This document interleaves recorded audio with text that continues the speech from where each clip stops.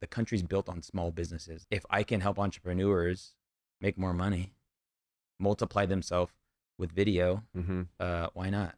Yeah. Dude, I only have Gen Z that works for me. One of the girls that works for me, she feels like she's behind. I'm like, you're 24 and you own a home. You're in the 1 percentile. Why do you feel behind? I would just argue there's no better activity in your business than to create content. So when people say like, I don't have time to do the thing, I would say, what are you doing now that actually is replicating you? But every time you make a piece of content, you replicate yourself.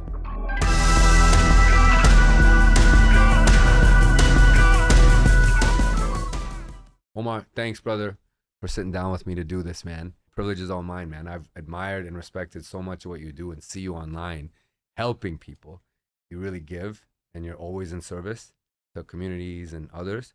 And those are my kind of people that I'm drawn to. So this is a real privilege to be able to do, man. I appreciate you making the time, man. Yeah. So listen, man, like in a world where we all know that having a voice and being visible is so important, which is a big part of LFG Energy. It's not being quiet, like making yourself known, standing up, don't be quiet, be heard. Why is it so easy for people to quit, right? Because you see this, you consult with so many people. Why would you say it's so easy for them to quit if you had to summarize? Well, it's so easy to quit because it usually is the easiest option. Yeah. Right. And I think most people are doing something to get an immediate result. If most people change what your definition of success is, most people quit something because they believe whatever it is they're doing isn't working. And something I've learned from my business coach, his name is Myron Golden, he talks about how all work works. So what do you mean all work works? All work works means the thing you're doing, even with the intention to grow, get better, scale, whatever it is, that it's either working on you or working for you. We want it to always work for us. But when it's not working for us, that means it's working on us. And that's work we need. Like we need to do things that teach us like lessons. We need to do things that make us fail so we could learn. Like that's all work that's working on you. Most people that get in even like creating content and stuff, they don't see the immediate result. What they don't realize is like, dude, you need to become a better communicator. So like by you showing up, it's working on you to become a better communicator.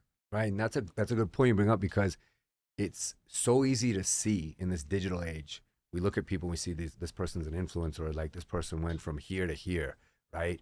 And it happened so quickly and easily. But there's so much work behind it and involvement and continually improving. Dude, most of the people online that you see what they do and it looks easy, it's because they did it for a long time. Right. And they worked on it. Right.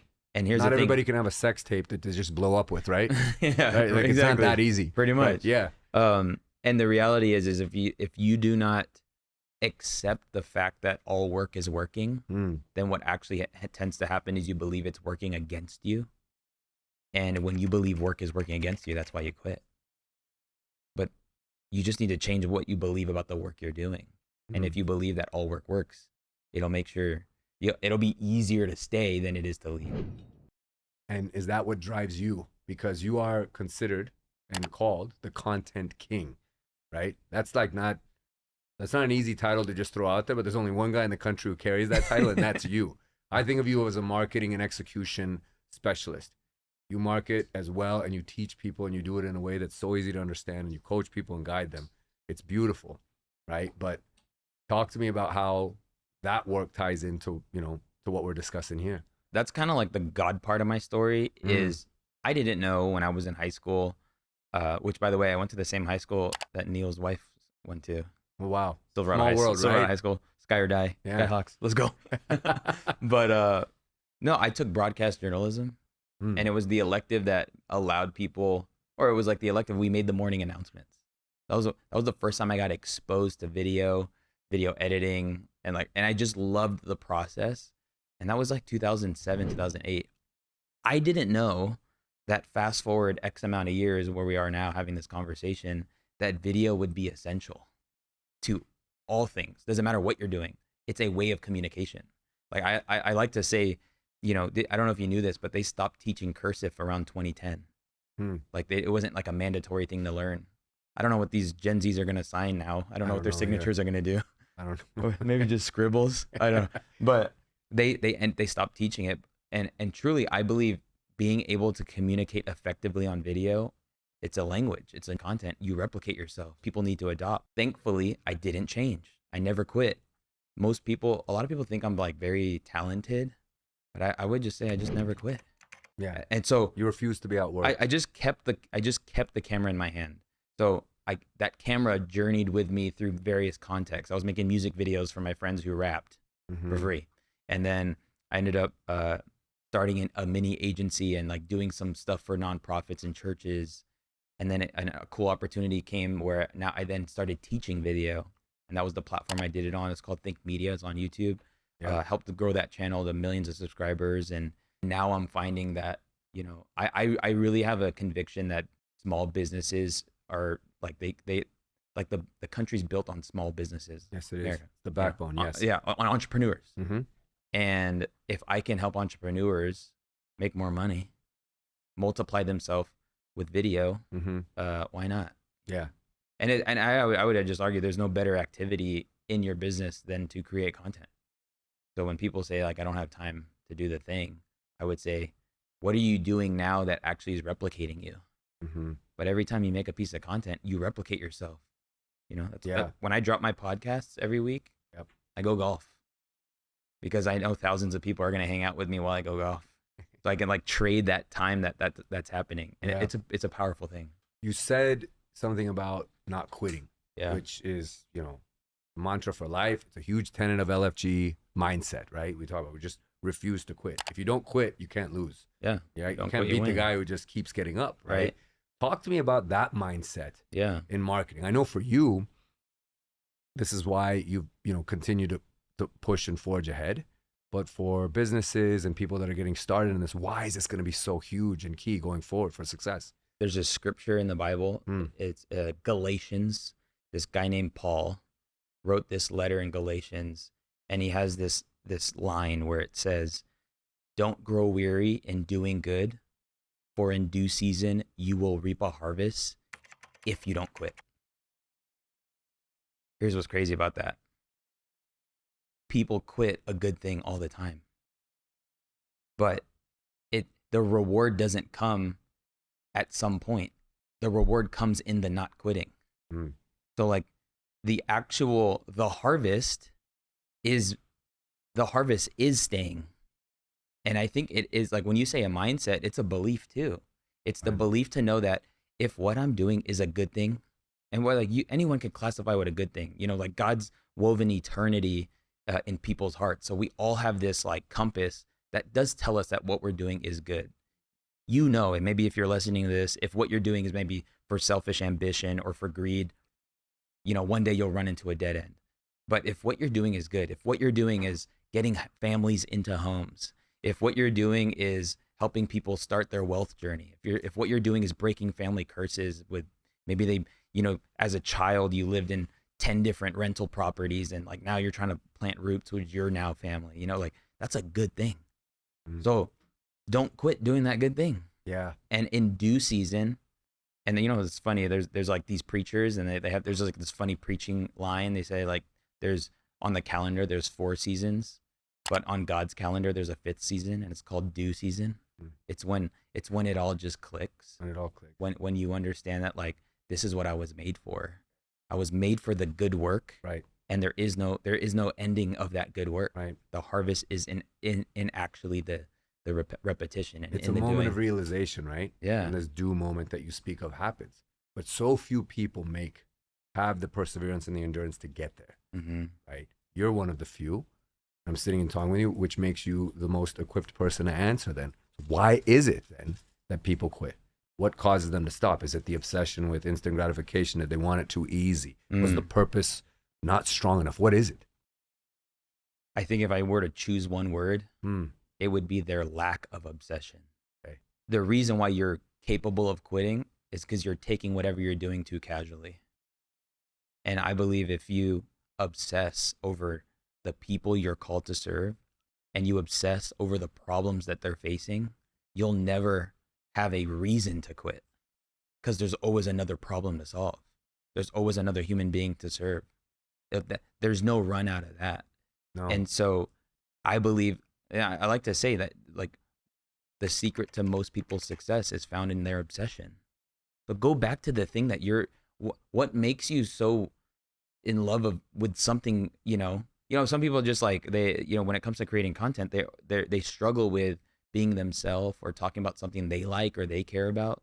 Like at this event, I had lunch with somebody randomly yesterday, just saw in the hallway, ended up at lunch, and she's like, she's a real estate agent. She's like, I don't know, man. I just like fitness, but I don't know how to like include that. And I was like, how long have you been into fitness? She's like, my whole life. You're obsessed. Like, did you know that your obsession could be the reason why somebody connects with you as to why they would want to work with you? Like, you show up and she's just fit. Like, dude, you just chiseled everything. I'm like, shoot, man, I was convicted, But I think it's just leaning back. And when I say obsession, I mean the thing that like that comes easy to you. There's a reason why you spend a little bit more time looking at, maybe it's an obsession toward, a team or sports. Like that's all good. But like using that, allowing you to serve more people, like, I mean, it's a beautiful thing. I think on the topic of obsession and combining it with resolve, for a lot of people, and I'm assuming this may be you, children of immigrants or people that maybe just inherently feel like the odds are against me anyways, right? I'm going to have to do a little bit extra to be on even standing with whoever I compete against. Is there a bit of that in you? Well, dude, my parents are moved. My mom moved here from the Philippines when she was 18. My dad from Saudi Arabia when he was 18 to San Francisco, went to college, met each other. The reason why I feel like the obsession thing levels the playing field is because we all have a unique makeup. There's a reason why we just like something more than the average person. Everyone has that. I think that's like actually a God-given thing. Like when people have an excuse or want to find a reason why the odds are stacked against them, I actually think you're just focusing on the wrong thing. Right. What if the odds are actually stacked for you, but you're just looking at the odds stacked against you? Right. That's the funny thing about worry and hope. Hope is the positive expectation of good. They also say like faith is the belief that there is a favorable outcome in your future, whereas worry is a unfavorable outcome in your future. Both require energy and attention. The thing though is because we default to worry when things aren't going good, or we default to worry when we usually think about what's the worst thing that could happen. That's like our first train of thought.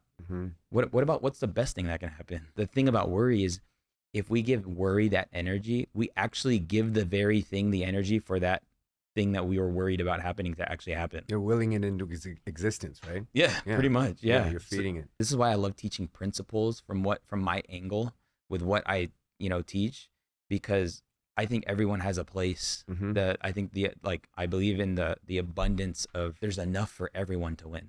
Yes. And then some. So it sounds to me, because you're tying everything to an actual or tapping into a bit of resolve into people, like people you teach, for example. Yeah. You have things that you can execute on. We already know you execute as well as anybody at your game in the country, like anyone, right? That's you. But getting people to actually do it and tying it to something bigger. Maybe it's the obsession. You said we were talking about people quitting, the lack of obsession. Maybe it was. Maybe the will wasn't strong enough. But if those two things are tied or in alignment, it seems like anything's possible from your standpoint. I believe so. Yes. I think we're all called a special kind of somebody, not everybody. Sure. And that's okay. Yes. If everyone wanted to work with you, you wouldn't even be able to handle it. You would be crushed. Of course. So I want specific business. I want specific service. I actually believe if you want to be the best servant or like the best, believe entrepreneur, get so good at the level of service you're doing with people that you can guarantee results.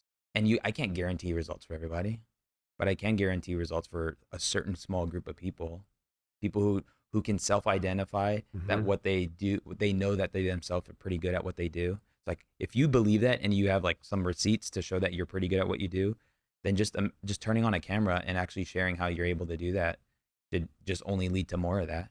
And you're constantly in service to others, right? In what you do. Do that, and that fuels you. You can see, like, it lights you up. Even just sitting across from you, like, this is your thing. Everyone's got it. You found yours. You also served in military, right? You served in the National Guard for 9 years. Now, that's not something that I feel like people just kind of wake up one day and decide, maybe I'll do this. Yeah. Perhaps, but you don't strike me as a guy that just impulsively said, I'm going to do this. What was the awakening, or what was there a moment or something that happened that spurred this pivot in your life? Because you were how old when you made this decision?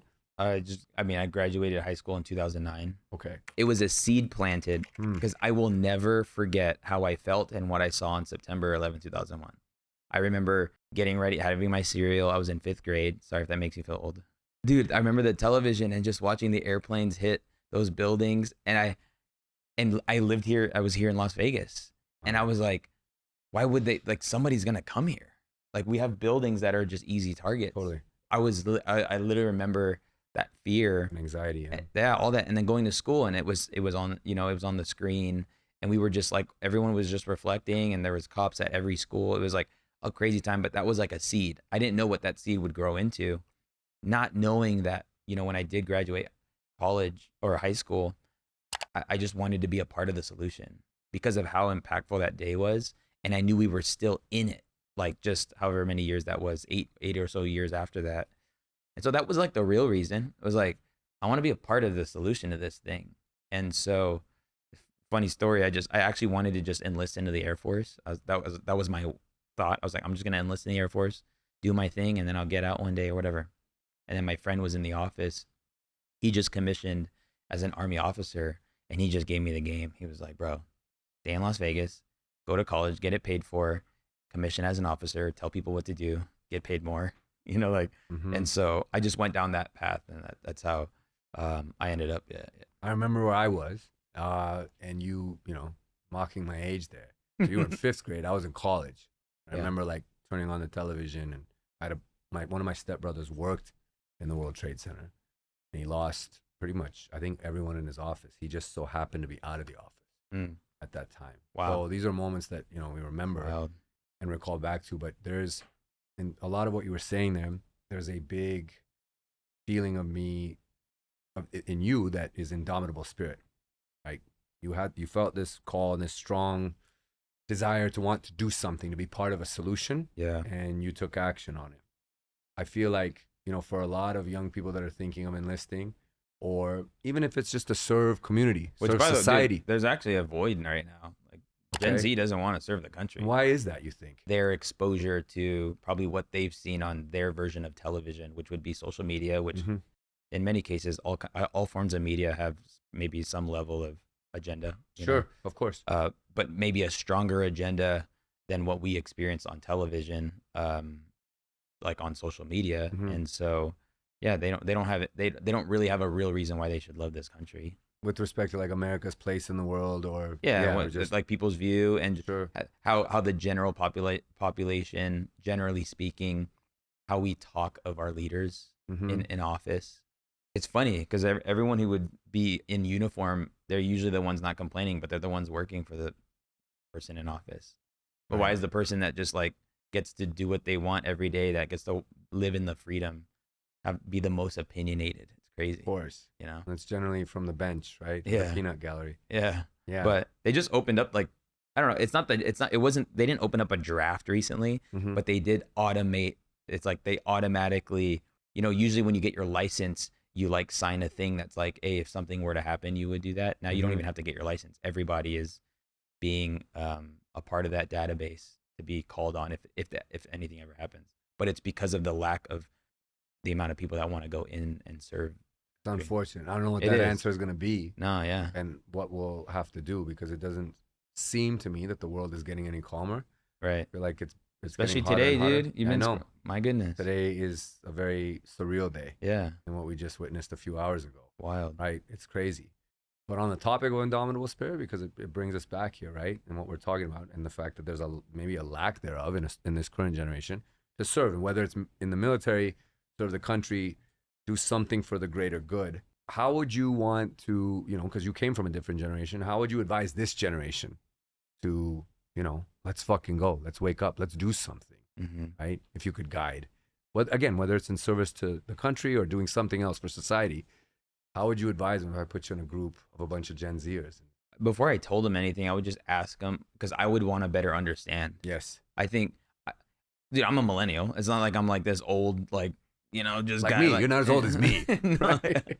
but I'm not like it, I don't know if this is what you guys like felt about us guys or even like boomers. Like, am I just going through a season where we just noticed that there's the generation coming after us is just different. They're wired Totally. differently, and they should be because they got different It's different for makeup. them, Like, yeah. dude, the phone. Like, my daughter knows how to use this device like really well. Like, And how old's I your see her daughter? 5.5, Okay. and she swipes things and she moves things over. It's crazy. But I would just ask like what do you feel? What do you need, and why do you feel like you need that? And I do think there's again, this very generalized, observation. There's a little bit of a, we want a relationship. There's a little bit of entitlement, a little bit, and not that's to say it's a terrible thing to be entitled, but where is that coming from? And did you know that you have to like work hard, like you have to actually work, like spend time and develop skills and serve. And personally, I spent my 20s just building other people's thing. I didn't have any agenda other than I just want to help this person build their empire, and for some other people help this person build their church, and I'm gonna help build this country. Like, I gave my 20s away, and I think there is also a lack of patience. Dude, I only have Gen Z that works for me, and one of the girls that works for me, she feels like she's behind. Yeah, I hear in that a lot life. too. Yeah. I'm like, you're 24 and you own a home. You're in the 1 percentile. Why do you feel behind? You're winning. Yeah. Yeah. But they got voices like that are louder than voices we probably had growing up. Very much so. That are telling them something that's not true. Sure. Constantly comparing, right? And comparison is the thief of joy. Yes, it is. Yeah. Amen. It absolutely is. I would just probably just want to unpack. I just want to unpack where they're at, and honestly, because I know in my servant's heart, it would be to meet them where they're at. Yes. And then help them, in their way, and like they will probably accomplish more than us because they have more resources. Totally. No, this is how I know you're an evolved man, Omar, because of how you answered that question. You said that you would want to understand where they're coming from, right? You would seek to understand rather than to be understood. Yeah. And say, hey, you little shits, like fall in line here, like enlist, serve your country, do something, get off your ass. Yeah. Which is what I want to say to them. Dude, So which, by the way, I'm going to break down really quickly the greatest retirement plan that I've never heard before, but I only was exposed to till after the fact. Let's do it, man. This is a great pivot. I love it. Here's why you should join the military. Okay. It's because if you join the military and you just maybe hit a deployment or one or two, and not all deployments are combat deployments. A lot of them are just aid, service and stuff like that. And maybe Rich doesn't like this answer, but I just found this out.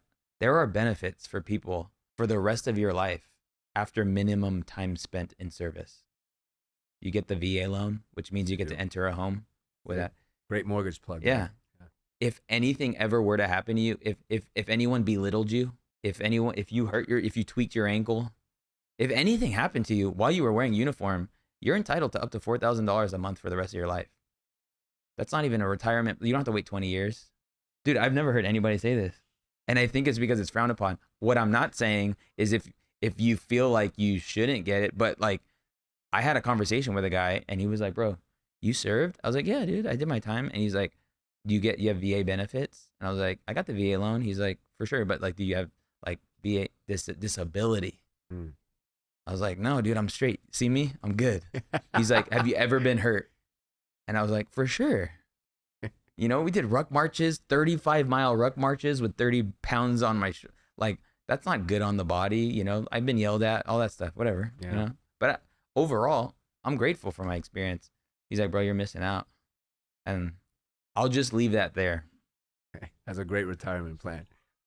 Your past and how it's helped you in the present. Yeah. Life experiences, things that have happened, even culturally. And again, being a child of immigrants. I've always said this to myself. I've got this mantra that I say in big moments that everything that has happened to me in my life has prepared me for this moment. I live for these moments. I love these moments. I'm ready. Like, it primes me. Yeah. Are there things from your childhood, from your experience, from your formative years that help you persevere, endure, break through in the LFG spirit every day as an entrepreneur, as a father, as a human being? Are there things that you actually recall from or tap into? Dude, I think it's a tension between the two. It's the past and the future that determine my present, right? So there are things I do because it happened to me in the past or it didn't happen to me in the past, right? Like personally, I never saw my parents be affectionate in front of us. I can recall like 2 dates they went on our entire life. Still married, amazing. Sure. But like they didn't show affection. And so I didn't know what it looked like. And I actually like struggle with that now. It's not that I don't love my wife. We've been married for 11 years and like I'm just not the best at showing affection, but it's because it's my default. Right. It wasn't modeled for you. Yeah. And in many areas, there's the money area, like my parents didn't teach me too much about money, investing and stuff. So it's like, I feel like I'm learning so much in such a short amount of time. And I realize how much easier I am going to make it for my kids. And that's what you could consider generational blessing. It's like, there's usually one guy in the family that like says, nope, it starts here, it ends here, and it starts here. There's this guy, his name is Dr. Benjamin Hardy, who wrote a book called 10x is easier than 2x. And he would actually say people who are living from the past limit their present, therefore limiting your future. But if you actually live from your future, you create a new realities in your present. So what this is why he says, like, if you can set an impossible goal in an impossible time frame, it's going to change the way you think, the way you ask questions, the way you move, the way you make decisions, all because of a decision you made for your future. And so I believe in the context of me as the man, like the husband, father, leader, I make a lot of decisions presently based on the future. And one of those being a father is making sure my kids, when they turn 18, 20, 21, and they go off, that they would have everything they would need to be successful. But me parenting from my past won't give them that threshold to live from, So try to identify the things in my past that can make me better today, that because I've acknowledged it and I've acknowledged that maybe that's trauma, maybe that's why I have a limiting belief around something, money, whatever.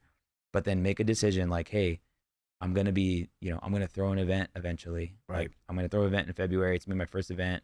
It's a pretty impossible goal because I've never done this before. I have a lot of friends that have, but by saying like, this is happening on this date, now I'm just going to function differently before that date happens. So deciding what you want in your future actually determines what you do in your present. And even in the context of entrepreneurship, he says that if you actually say this to your team based on a goal, let's just say it's like, for plain numbers, we do 50 deals a month. It's like, hey guys, for this summer, I want to hit 500 deals. So what's going to happen is because you use the future to bring to the present, it's going to make some people are going to be like, how are we going to do that? And there's going to be people that say LFG. But if you never said it, those people that have the LFG spirit won't speak up, because most people have more vision than the person leading them. But the person leading them needs to just say, hey, let's raise it. And then what happens is people literally disqualify themselves in the present for a future goal, which is, you don't want at the end of this future goal, they might not even they're not even supposed to be there potentially. And you just use the future to take out people that aren't supposed to be with you on this journey. Just by setting the goal in the future, you got all this clarity in the present. And what's cool about that too is even if you don't hit the goal, you probably will exceed 50 sales a month. So win-win situation. It is, right? Isn't that crazy? It is crazy. Yeah. And that's beautifully summarized. Yeah. One of the last things I always ask people, who may have shed some light on this, so I wouldn't be surprised to bring some of it back in, which is no right or wrong answer. What does LFG energy mean to you? If I had to ask you that question, what does it mean to you? How would you define it? I would define that as, we kind of talked about it earlier, but if I gave it a word, it would just be consistency. And I think another word we can actually use for consistent is integrous. Like, integrity is the person you are when everybody's watching and when nobody's watching. That it's that person in between. And that gap, the shorter that gap is, the more integrity you have. That comes from self-awareness. That comes from getting help on your blind spots. That comes from staying in your lane. I learned this in the military from this. There's this colonel. He says, when something crazy happens, you don't rise to the occasion. You fall down to the level of training. Yes. And so, like, What do you do when nobody's watching? Mm-hmm. Are you showing up? Mm-hmm. You know, like another, I mean, I just think in quotes, but another one I think about, I believe Bruce Lee said it, Okay. but he says, long-term consistency is better than short bursts of intensity. Yes. I think when we hear the word or we hear the phrase LFG, you think of like short burst. It might seem like, let's go. Yeah. But dude, that'll fizzle out, bro. Mm-hmm. That's not gonna make you last. No. But let's freaking go for a long time. Yeah. That's the goal. Let's not stop. Let's not stop, dude. Yeah. Because when you don't quit, you win. You win. Win. Yeah, that guy cannot be beat. Yeah. Right. That's indomitable spirit as well, which I think of with you, man. So, Omar, the content king, I look forward to seeing you unleash a shit ton of LFG energy with the success of your event in February. Yeah, I'll be there. I know it's going to be a massive success, man. Everything you touch goes that way because you don't quit. Dude, right? And I look forward to being there for it, man. But thank you for being on the show. I look forward to doing this again and talking about more of your success and more of the impact you're having on people around you, because we all feel it, man. Everyone who gets to meet you says that. So thank you, brother, Dude, for doing appreciate this, you, man.